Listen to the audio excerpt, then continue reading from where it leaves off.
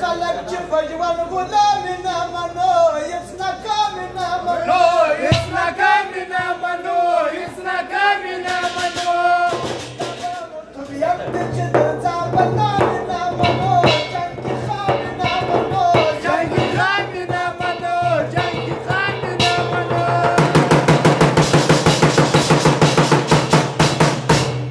هر ځای مو د سپېره کپټن د ور پړسولی دی موږ راسم لو